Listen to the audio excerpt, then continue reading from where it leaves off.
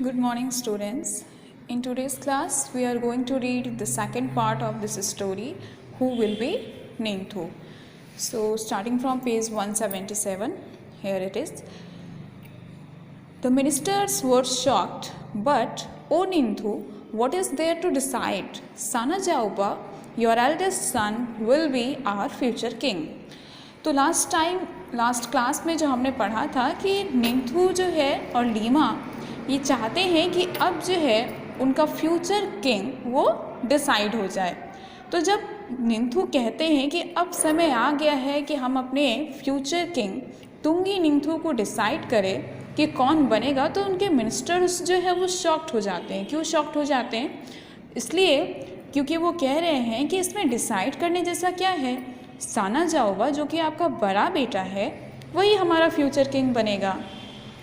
Well, the Ninthu replied, that is how it happened in the old days. तो निंथू क्या कहते हैं कि हाँ ठीक है, लेकिन ये जो सिस्टम है ये पुराने दिनों में हुआ करता था। The eldest son always became the king. बड़ा बेटा ही हमेशा राजा बनता आया है। But times have changed. लेकिन समय अब बदल गया है। So, let us select a king who is most worthy of becoming a king. तो निंथू क्या कहते हैं कि ये जो बड़ा बेटा ही हमेशा राजा बनता आया है, लेकिन अब समय बदल गया है, इसीलिए हम उस किंग को सेलेक्ट करेंगे जो किंग बनने के सबसे ज़्यादा योग्य होगा, लायक होगा। तो वर्दी का मतलब क्या होता है? योग्य होना। तो वैसे तो इनके 3 बेटे हैं, तीनों अच्छे होंगे, लेकिन राजा क्या चाहते हैं कि उनके पब्लिक को जो है, जो सबसे ट्रस्टेड हो, जो पब्लिक के द्वारा सबसे ज़्यादा चाहा जाता होगा, उनको बनाया जाएगा। We will have a contest to select the future king, the Lima said. तो लीमा क्या कहती है? लीमा किसे कहा गया यहाँ पे? क्वीन को। तो वो क्या कहती है कि हम एक कॉन्टेस्ट करवाएंगे और उसके थ्रू जो है हम अपने किंग को सेलेक्ट करेंगे। And so in the land of Kangleipak there was a contest. और इसीलिए कांगली पार्क में पहली बार एक कॉन्टेस्ट किया जा रहा है, अ हॉर्स रेस। और वो कॉन्टेस्ट क्या था? एक घुड़सवारी। Whoever reached the Khongnang the banyan tree first would be declared Tungi Ninthou. तो लीमा क्या कहती है कि जो भी खोंगनांग ट्री कहा जाता है बनियान ट्री को मणिपुरी में। तो लीमा कहती है कि जो भी खोंगनांग ट्री के पास सबसे पहले पहुंचेगा वो ही तुंगी निंथू बनेगा, उसे ही तुंगी निंथू जो है घोषित किया जाएगा। डिक्लेयर मीन्स घोषित किया जाना।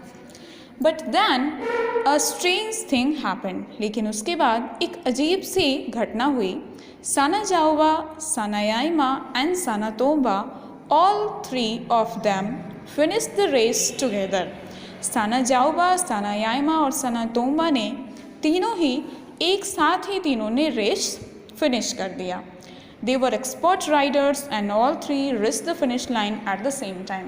क्योंकि वो लोग एक्सपर्ट राइडर्स थे और इसीलिए तीनों ने एक ही समय पे फिनिश लाइन को टच किया, जिसके वजह से तीनों ही विनर हुए, कोई लूज़र तो हुआ नहीं। और उसमें से किसी एक को ही लेकिन चूज़ किया जाना है। तो आगे देखो क्या होता है। There was great excitement, look at them, the people shouted, Shagol Thouba Nupa, such fine horseman. Such fine horseman मतलब कितने अच्छे घुड़सवार हैं। तो इसको मणिपुरी में क्या कहा गया है? सागोल थाउबा नूपा।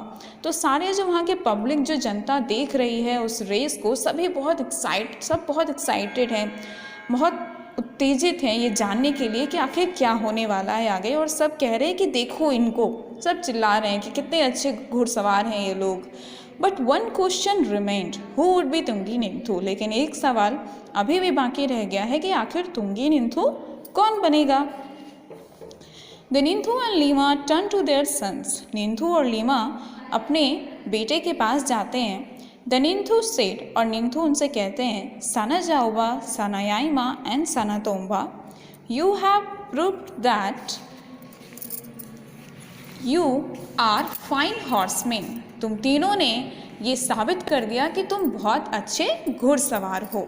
मतलब हॉर्स राइडिंग तीनों को बहुत अच्छी आती है। Do something different each one of you so that we can decide who will be Tungi Ninthou. तुम तीनों कुछ ऐसा अलग करो, कुछ डिफरेंट करो, जिससे कि हम ये डिसाइड कर पाए कि तुंगी निंथु किसे बनाना चाहिए। तो ये उन्होंने कह दिया। उसके बाद देखो क्या होता है। सडनली, अचानक ही, Sana Jaoba mounted his horse and held his spear straight in front of him. अचानक ही साना जाओबा क्या करता है, अपना घोड़ा निकालता है और उस पर बैठता है। माउंटेड का मतलब होता है घुड़सवार।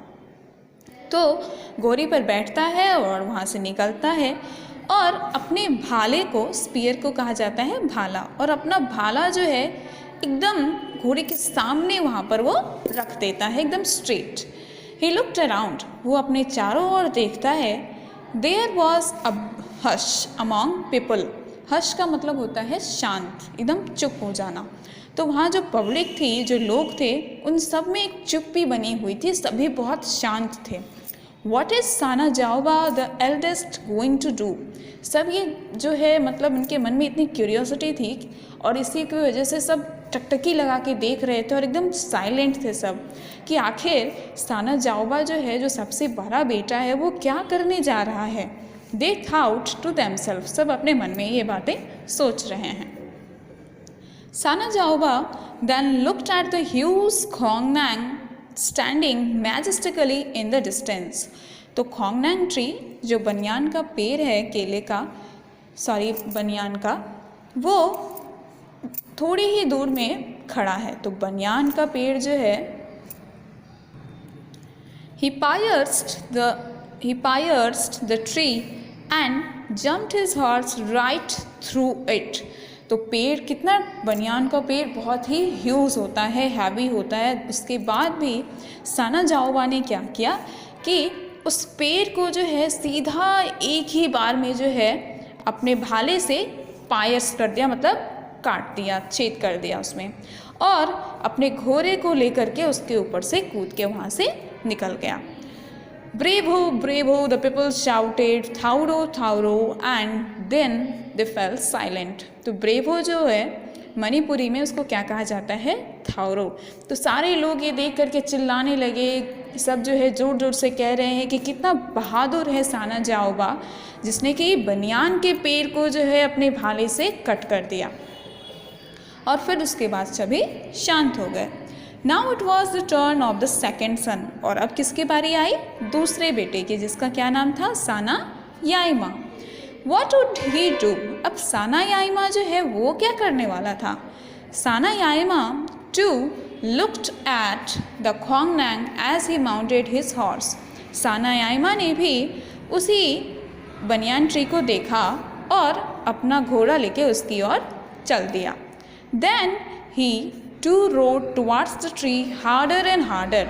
वो घोड़े की ओर जो जा रहा था, उस बहुत स्पीड में जा रहा था, ठीक है। The people watched in silence. और सारे लोग जो है एकदम साइलेंट होके देख रहे थे। एफ्रेड इवन टू ब्रीथ, मतलब वहाँ का जो सीन बन गया था ऐसा था कि सभी लोग जो है मतलब सांस लेना तक भूल गए थे। उस तरह से वो सब जो है अपनी आंखें गड़ा के देख रहे थे। When he was really close, जब वो खोंगनांग ट्री के बहुत नज़दीक पहुँच गया, he urged his horse to jump। उसने अपने घोड़े को क्या कहा कि तुम जंप कर जाओ। तो जो घुड़सवार होता है, जो हॉर्समैन होता है, उसे पता होता है कि हॉर्स को कैसे क्या कहना है, कहाँ पर कैसे टच करना है, जिसके हॉर्स जो है उनके अकॉर्डिंग मूव करे। तो अर्ज का मतलब वैसे रिक्वेस्ट करना होता है, लेकिन वो हॉर्स से रिक्वेस्ट तो नहीं कर रहा होगा, उसे आदेश दे रहा होगा। Higher and higher the horse rose and until horse and rider jumped clear over the huge tree and landed on the other side in a wonderful motion. तो घोड़ा जो है धीरे धीरे जो है, एक तो वो बहुत जंप लगाते हुए जा रहा है, और जब वो पेड़ के पास पहुंच गया तो उसने इतनी लंबी छलांग लगाई कि ये साना याइमा जो है हॉर्स पे बैठा हुआ है और उस पेड़ के ऊपर से होते हुए जंप लगाते हुए वो दूसरे साइड पहुंच गया। और देखने में जैसे मूवी का सीन लग रहा होगा, है ना। एक साइड से बीच में पेड़ है और उसके ऊपर से छलांग लगा करके सानायामा दूसरे साइड पहुंच गया और देखने में वो एकदम वंडरफुल लग रहा होगा। The people breathe in relief and said in unison. सारे लोग जो है जो अपनी सांस रोके हुए बैठे थे, मतलब रोके तो नहीं हुए होंगे लेकिन इतना मतलब सब में क्यूरियोसिटी था, इतने सब देख रहे थे इतना उत्साहित होकर के कि सब जो है अपनी सांसें रोके हुए थे। तो सबने एक चैन की सांस ली और फिर सबने जो है यूनिसन का मतलब होता है सामंजस्य, और यहाँ पर यहाँ जो इसका मीनिंग हो रहा है कि मतलब सब एक साथ कह रहे हैं फ़ज़ई फ़ज़ई, वंडरफुल वंडरफुल। फ़ज़ई को वो ये इंग्लिश में तो हम लोग वंडरफुल कहते हैं, मतलब बहुत सुंदर, अद्भुत, और जिसको मणिपुरी में क्या कहा जाता है, फ़ज़ई। ओके, तो सभी जो है एक चैन की सांस लेते हैं और फिर उसकी ये करामात दे करके सब तारीफ़ करते हैं कि ये तो अद्भुत काम किया इसने। And now it was the turn off the youngest son. और अब आई किसकी बारी, सबसे छोटे बेटे की, जिसका नाम क्या था, Sana Tomba. He too rode his horse towards the Khongnang. उसने भी वही किया, अपने घोड़े को निकाला, उस पर चढ़ा और उसके बाद वो भी खोंगनैंग ट्री के पेड़ की ओर मुड़ चला। And before anybody knew what was happening uprooted it. Uprooted का मतलब होता है उखाड़ना। और इसने क्या किया, ये भी उसी पेड़ की ओर मुड़ गया, लेकिन इससे पहले कि कोई जान पाता कि आखिर क्या होने वाला है, क्या हो रहा है, उसमें बनियान के पेड़ को ही उखाड़ दिया। Triumphantly he carried the tree to the Ninthou and Lima.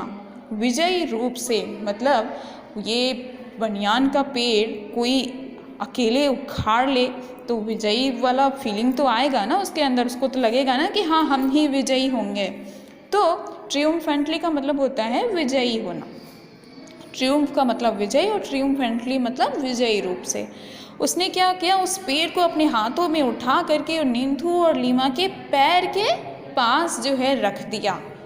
तो इतना बड़ा ये बरगद का पेड़ उसने उठा करके, मतलब एक अलग अंदाज में अपने मम्मी पापा के पैर के पास उसने रख दिया। Shouts of Thouro Thouro Fazai Fazai filled the mountains. और ये देखने के बाद फिर से सारे लोग, सारे पब्लिक जो है एकदम थाउरो थाउरो फ़ज़ई फ़ज़ई चिल्ला रहे हैं। और ये आवाज़ें जो है पूरे माउंटेन एरिया होता है ना नॉर्थ ईस्ट का, तो उधर पूरे पहाड़ों में ये आवाज़ें गूंज रही हैं। तो ये तीनों ने अपना अपना काम किया।